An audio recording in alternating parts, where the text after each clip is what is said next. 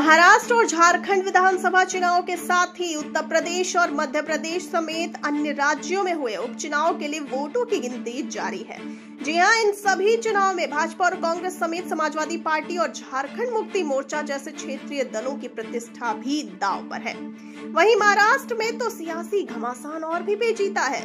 यहाँ एक तरफ महायुति है जिसमें भाजपा के साथ ही शिवसेना, एकनाथ शिंदे और एनसीपी अजीत पवार है, तो वहीं दूसरी तरफ महाविकास आघाड़ी में कांग्रेस के साथ उद्धव शिवसेना गुट और एनसीपी शरद चंद्र पवार गुट है। महाराष्ट्र का चुनाव परिणाम तय करेगा कि जनता की नजर में असली शिवसेना कौन है और असली एनसीपी कौन है। वहीं यूपी में कांग्रेस ने उपचुनाव में अपने प्रत्याशी नहीं उतारते हुए सपा प्रत्याशियों का समर्थन किया। लोकसभा चुनाव में अपेक्षा के अनुरूप परिणाम नहीं आने के बाद भाजपा को यहां बड़ी उम्मीद है।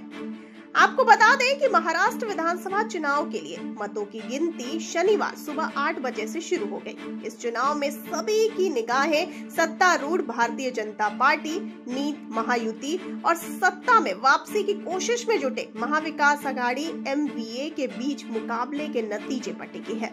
रिपोर्ट के अनुसार मतगणना के शुरुआती रुझान में बीजेपी गठबंधन 110 और कांग्रेस गठबंधन 85 सीटों पर आगे है। आपको बताते चले कि मतगणना केंद्रों पर अधिकारियों ने सबसे पहले डाक मतपत्रों की जांच और गिनती शुरू की, जबकि ईवीएम मतों की गिनती सुबह 8:30 बजे से शुरू हुई। प्रत्येक विधानसभा क्षेत्र में कम से कम 20 दौर की मतगणना होगी। आपको बता दें कि झारखंड विधानसभा चुनाव के तहत 81 विधानसभा सीट के लिए मतगणना शनिवार सुबह 8 बजे से शुरू हो गई। निर्वाचन आयोग के अधिकारियों ने ये जानकारी दी है।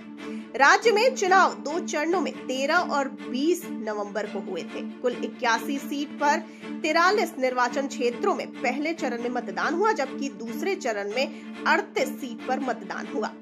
एक अधिकारी ने कहा कि सभी 24 केंद्रों पर सुबह 8 बजे से मतगणना शुरू हो गई। सबसे पहले डाक मत पत्रों की गिनती की गई है।